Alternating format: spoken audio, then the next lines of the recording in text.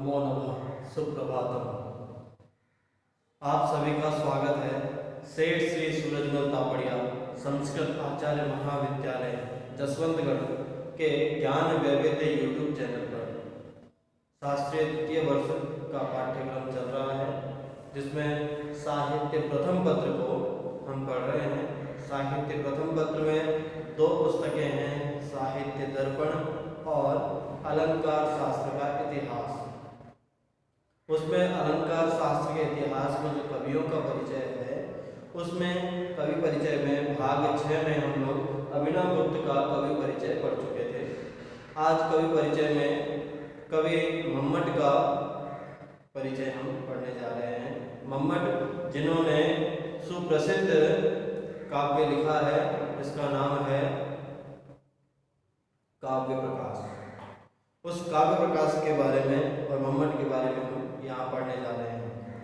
मम्मटः स्वपरिचय विषये न कश्चित् संकेतितवान्। इन्होंने अपने परिचय के विषय में कुछ भी संकेतित नहीं किया, लेकिन काव्य प्रकाशस्य सुधासागर टीकाकारस्य मतानुसारम् एषः काश्मीरेषु जनिं लेभे। लेकिन काव्य प्रकाश के जो टीकाकार हैं, सुधा सागर टीकाकार, उन्होंने ऐसा लिखा है, उनके मतानुसार इनका जन्म इनने काश्मीर अर्थात कश्मीर की जन्मभूमि पर जन्म लिया। जनको अस्य जय्यट, और इनके जो जनक हैं उनका नाम है जय्यट, और इनके दो भाई भी हैं जिनका नाम है कैयट औवटश्च भ्रातरौ, और इनके जो भाई हैं कैयट और औवटश्च। अयम शैवागम अनुयायी, और ये शैव धर्म को शिव उपासक थे, शैव धर्म को मानने वाले थे। मम्मटः काव्य प्रकाशे अभिनवगुप्तस्य भोजस्य च उल्लेखं कृतवान्। इन्होंने अपने काव्य में भोज का, अभिनवगुप्त का भी उल्लेख किया है। काव्य प्रकाशस्य संकेताख्या प्रथमा टीका 1160 ईस्वी रचिता। काव्य प्रकाश के जो संकेत नामक प्रथम टीका जो है वो 1160 ईस्वी रचिता, वो 1160 ईस्वी में रचित है। इसलिए इनका जो स्थिति काल है, अतः मम्मटस्य स्थितिः एकादश शताब्द्याः उत्तरार्धे स्वीक्रियते। इसलिए ऐसा माना जाता है कि जो इनकी स्थिति है वो एकादश शताब्दी के उत्तरार्ध में ही होगा, क्योंकि इन्होंने जो प्रथम टीका जो इन पर लिखी गई वो 1160 ईस्वी में लिखी गई, इसलिए ऐसा माना गया है। अब इनकी रचनाओं के बारे में देखें तो मम्मट जो है उन्होंने काव्य प्रकाश नामक प्रसिद्ध ग्रंथ की रचना की है। अस्मिन् ग्रंथे उल्लासाख्याः 10 विभागाः सन्ति। जिस प्रकार से साहित्य दर्पण में परिच्छेद नामक अंक रूप में या भाग रूप में कर रखा है परिच्छेद, वैसे ही इन्होंने अपने काव्य में उल्लास नामक 10 विभाग किए हैं। तत्र प्रथमे उल्लासे काव्यस्य प्रयोजनम लक्षणम हेतु भेदाश्च वर्णिता। तो इन्होंने जो प्रथम उल्लास, उसके अंदर इन्होंने काव्य का प्रयोजन कि काव्य क्यों लिखा जाना चाहिए, काव्य का क्या लक्षण है, काव्य क्या है उसके बारे में, और हेतु इसका क्या कारण है लिखने का, और इनके भेद, काव्य के भेदों के बारे में वर्णन किया है। द्वितीय शब्दार्थ विभाग तिस्रा वृत्तिश्च। दूसरा शब्दार्थ विभाग है और तीसरा भाग जो है वो वृत्तियों का है। तृतीय अर्थ व्यंजकता। चतुर्थे ध्वनि काव्य प्रभेदाः। पंचमे च गुणीभूत व्यंग्य काव्य भेदाः। प्रसंगतो व्यंजना संस्थानम युक्तयुक्तश्च वर्णिता। जो तीसरा भाग है उसमें अर्थ व्यंजकता को दिखाया, चौथे भाग में ध्वनि काव्य के भेदों को दिखाया, पांचवें भाग में गुणीभूत व्यंग्य काव्य के भेदों के बारे में व्यंजना संस्थापना को वर्णित किया, और छठे भाग में चित्र काव्य को इन्होंने बताया, चित्र काव्य का जो स्वरूप है उसे बताया, और सप्तमें और सातवें में इन्होंने दोषों का वर्णन किया, आठवें में इन्होंने गुणों का वर्णन किया, और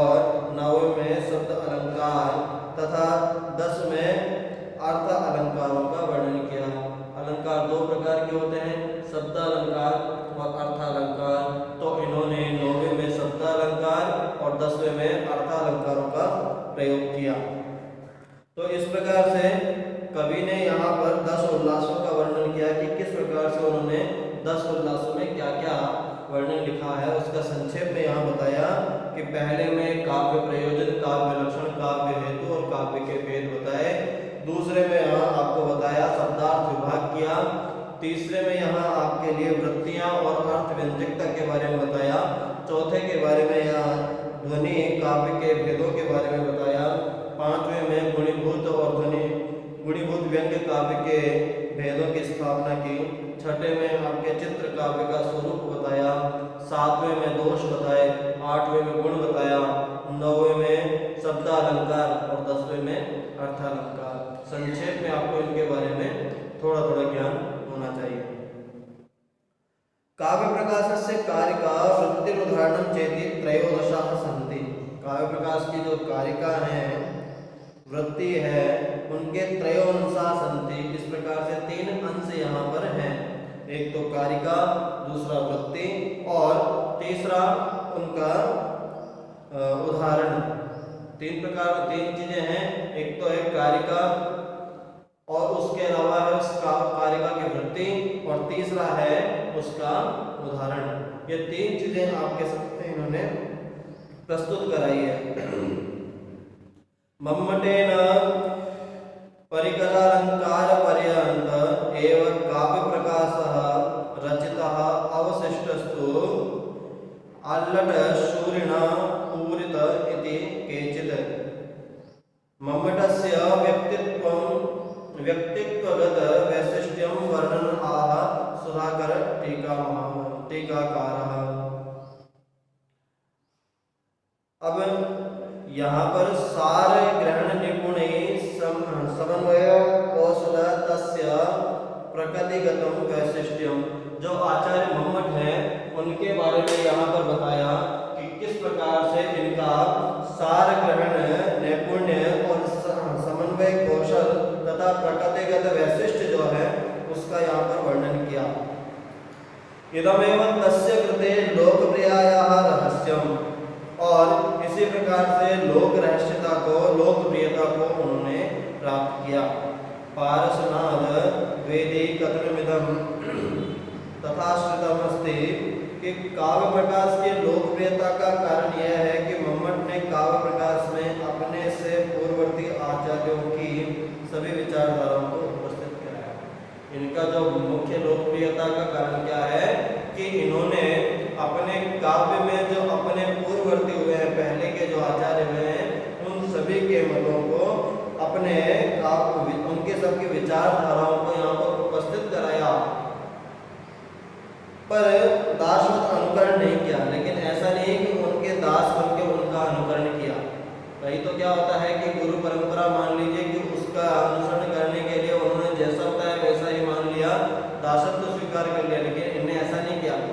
उन सभी की विचारधाराओं को माना, लेकिन उनका ऐसा नहीं कि दासत्व तो स्वीकार करके उनका अनुकरण भी किया।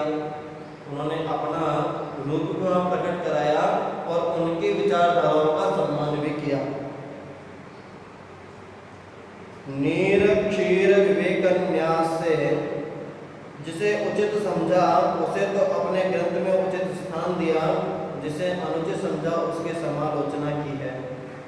अब उन्होंने नीर क्षीर विवेकन्यास से, जिस प्रकार से नीर और क्षीर बगुला होता है, वो नीर अर्थात जल से और क्षीर अर्थात दूध, जिस प्रकार जल से दूध को अलग कर लेता है, उसी प्रकार से मम्मट ने भी जो उचित लगे, जिनकी विचारधारा इनको अपने मतानुसार लगी, उन्हें तो उन कवियों को, उन विद्वानों को इन्होंने अपने काव्य में उचित स्थान दिया, और जो इनको उचित नहीं लगे, अनुचित लगे, उनकी समालोचना की, आलोचना नहीं की, समालोचना की।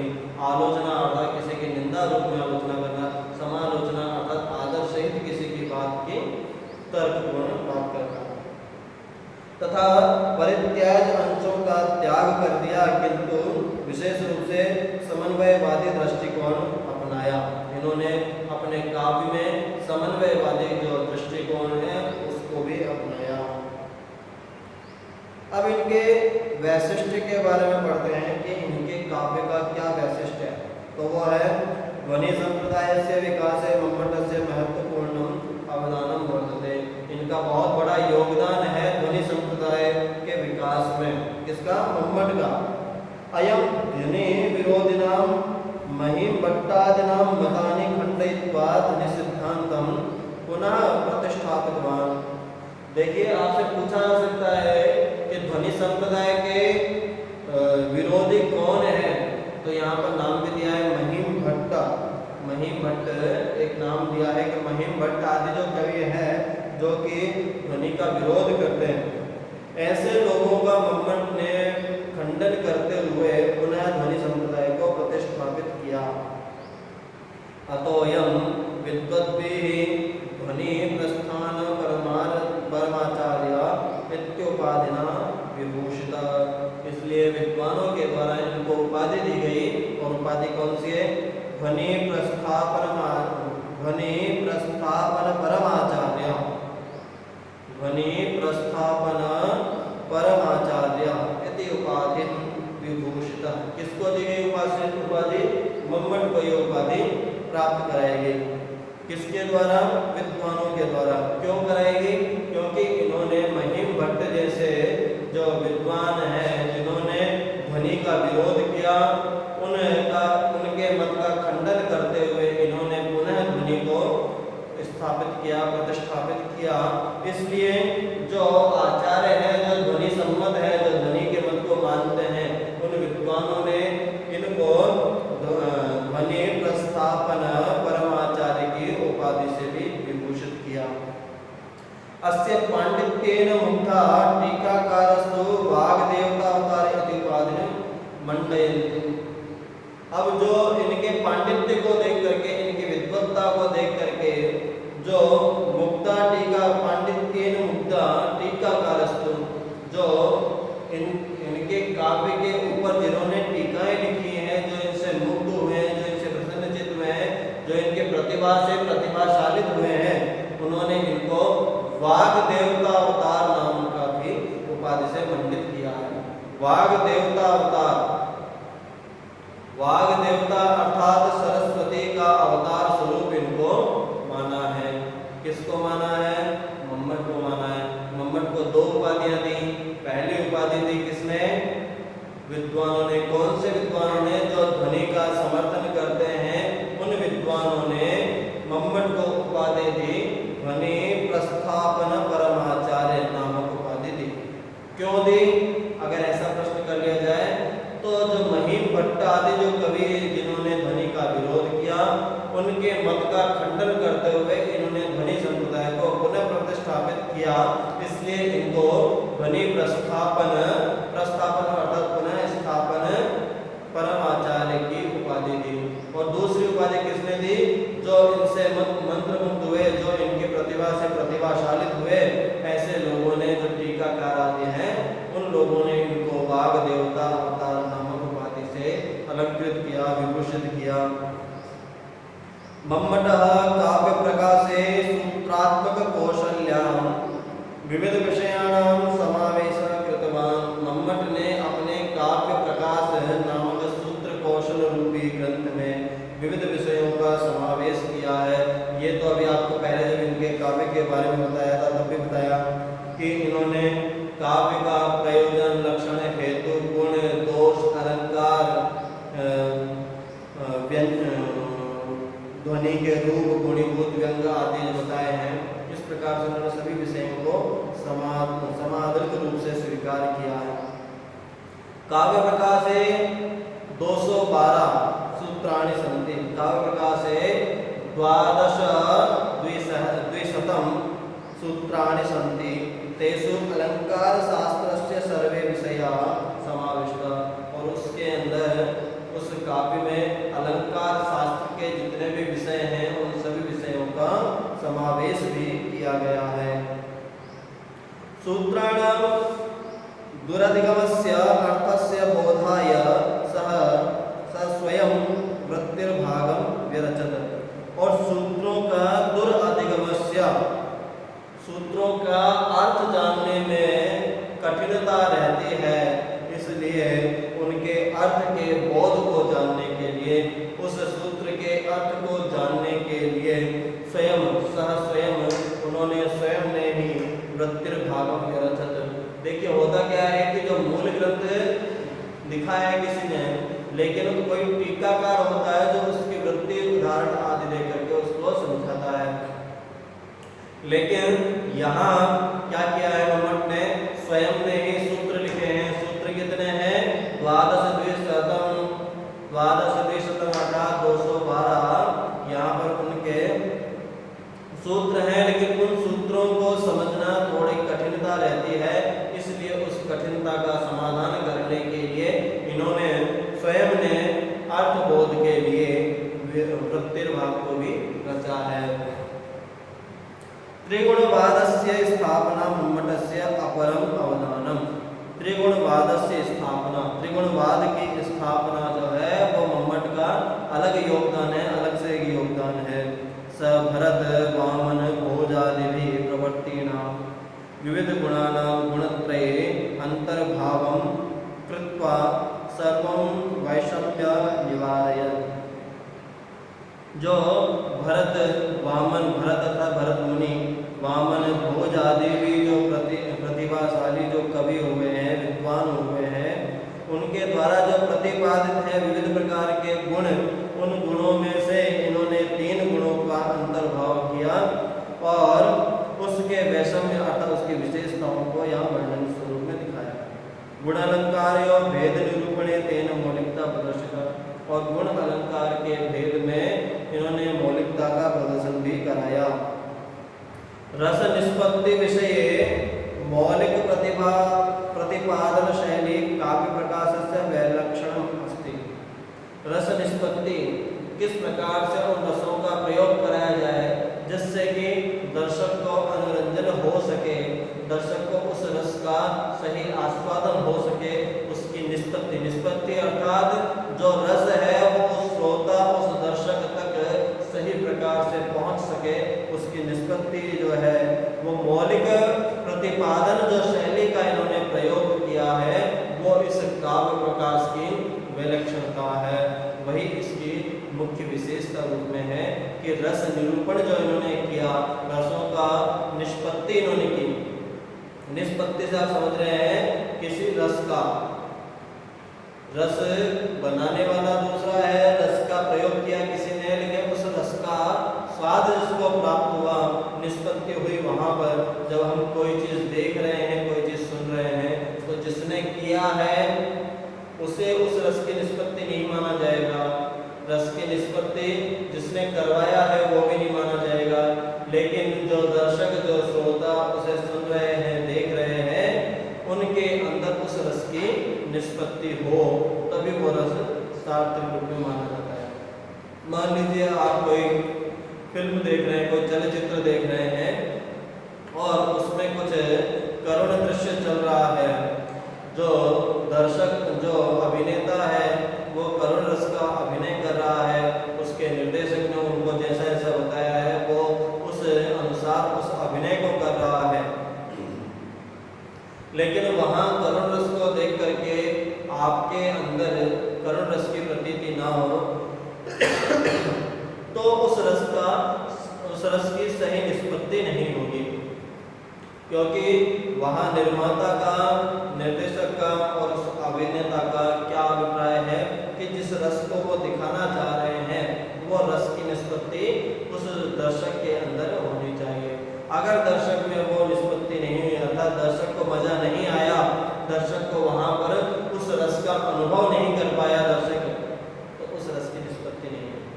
वो वहाँ पर करुण रस प्रतीत करा रहे हैं और आपको सामने बैठ करके अगर हास्य रस उत्पन्न हो रहा है तो वह रस का विरोधी भाव उत्पन्न हो गया, क्योंकि करुण रस अगर उत्पन्न करा रहा है तो आपके अंदर भी करुण रस की प्रतीति ही होनी चाहिए।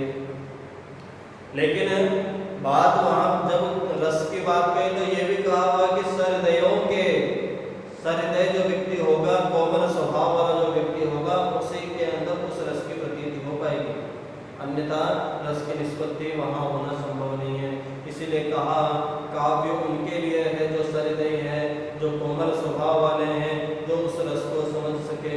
ऐसे लोग ही उस काव्य के अनुरूप सहृदय भाव प्रकट करा सकते हैं। तो ये जो काव्य प्रकाश की विलक्षणता दिखाई कि रस निष्पत्ति जो है वो कैसे मौलिकता प्रतिपादन शैली, मौलिकता अर्थात जो समाज के बीच में लोक कल्याण की भावना वाली जो समाज है उसको आस्वादन करने का काम भी कर सके। काव्य प्रकाश है शैलीगता दुरहता अपि वर्तते। काव्य प्रकाश की जो शैली है वो कुछ कठिन रूप अर्थात दुरा मतलब सामान्य प्रकार से उसको नहीं जान सकते। तस्य केषांच अंशानाम अभिप्रायः प्रौढ़ दुरहश्चास्ति। उन उसमें जो कुछ विषय हैं, कुछ अंश हैं, उनका अभिप्राय जो है वो प्रौढ़ अर्थात बड़ा ही विस्तृत अर्थ या गूढ़ अर्थ है जिसे सामान्य रूप से नहीं समझा जा सकता। तत्र विद्वांसो अपि तत्वबोधे असमर्थाम अनुभवन्ति। और उस भाव को, उस प्रौढ़ को, उस कठिन रूप को जानने में कई सारे विद्वान जो हैं वो भी असमर्थता का अनुभव करते हैं। तदा भावार्थ चिंतामणि टीकायां महेश्वर भट्टाचार्य। इसलिए भावार्थ चिंतामणि टीका लिखी है किसने? महेश्वर भट्टाचार्य।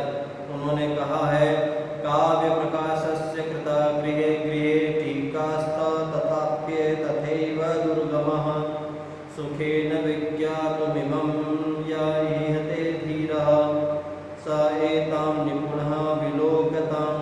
काव्य प्रकाश कृता गृहे गृहे, काव्य प्रकाश घर घर में जाएगी। टीका तथ्याप्येव तथैव दुर्गमः। और जो टीका है वो भी वहाँ उसी प्रकार से जाएगी। क्यों? क्योंकि वो दुर्गम है। उस मार्ग को, काव्य प्रकाश रूपी मार्ग को बिना टीका के सहायता के पार करना दुर्गम है। सुखेन विज्ञातुमिमं या ईहते धीरः। जो सुख रूप से, सुखी पूर्वक इस विज्ञातुम, इसे जानना चाहते हैं, वो धीर व्यक्ति स एताम निपुणम विलोकताम। जो इसके निपुणता अर्थात इसके गुणों को अच्छे प्रकार से अवशिष्ट कर अपने अंदर समाहित करना चाहते हैं, उनके लिए आवश्यक है वो इस टीका के सहारे चले। अभी जहाँ टीकाकार कमलाकर भट्ट, कमलाकर भट्ट हैं जो टीकाकार हैं, उन्होंने भी लिखा काव्य प्रकाशे टिप्पणयः सहस्रम सन्ति यद्यपि ताभ्यस्यार्थो विशेषो यः पंडितैः स्वावधाताम्। काव्य प्रकाश में टिप्पणियां हैं सहस्त्र सन्ति। काव्य प्रकाश के ऊपर अनेक टीकाकारों ने टिप्पणियां की है। ताभ्यस्त्वर्थो विशेषो यः, लेकिन उनमें भी जो विशेष अर्थ को प्रस्तुत करा है पंडितैः स्वावधाताम्, वही पंडित के रूप में जान सकता है। अर्थात सामान्य रूप से कोई भी इसकी टीका नहीं रच सकता। अर्थात इस काव्य को इतने सुदृढ़ तरीके से, इतने विषय वस्तुओं को इतना दुर्गम प्रकार से, कठिनता के साथ प्रस्तुत कराया गया है कि सामान्य रूप से इसका ज्ञान करना संभव नहीं हो पाता। काव्य प्रकाशस्य महत्व प्रतिपादन आह पारसनाथ द्विवेदी। काव्य प्रकाश के महत्व को प्रतिपादन करते हुए पारसनाथ द्विवेदी कहते हैं वेदांत दर्शन में जो शास्त्र, जो स्थान शारीरिक भाष्य का और व्याकरण शास्त्र में जो स्थान पातंजल महाभाष्य का है, वही स्थान काव्य अलंकार शास्त्र में काव्य प्रकाश का है। अब आप देख लीजिए कितना उच्च स्थान इन्हें प्राप्त कराया कि जिस प्रकार से शारीरिक भाष्य का स्थान है और व्याकरण शास्त्र में जो पातंजल महाभाष्य का स्थान है, वही स्थान काव्य अलंकार में काव्य प्रकाश का है। काव्य अलंकार जो शास्त्र है उनमें काव्य प्रकाश भी उसी रूप में जाना जाएगा।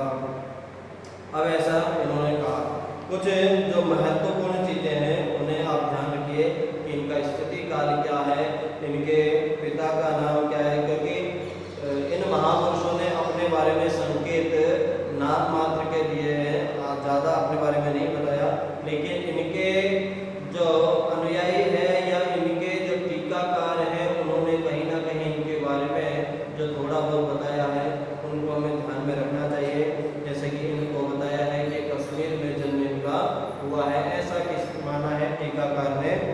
सुधा सागर टीकाकार है। तो ये भी आपको ध्यान होना चाहिए कि किस टीकाकार ने बताया है कि इनका जन्म कश्मीर में माना जाए। तो ये आपको होना चाहिए पता, सुधा सागर टीकाकार मानते हैं कि इनका जन्म कश्मीर में हुआ। इनके ग्रंथ के बारे में आप अच्छे से पढ़ें, इनके ग्रंथ के बारे में सूक्ष्म परिचय जो यहाँ दिया हुआ है टॉपिक अनुसार कि कौन कौन सा उल्लास में कौन सा टॉपिक है। 10 उल्लास है, 10 उल्लास में क्या क्या है उसके बारे में भी यहाँ आपको अच्छे प्रकार से बताया गया है, तो उसे आप ध्यान में रखें। तो ये आपके कवि मम्मट का काव्य परिचय समाप्त हुआ। अगले भाग में हम अन्य कवि का परिचय पढ़ेंगे। धन्यवाद।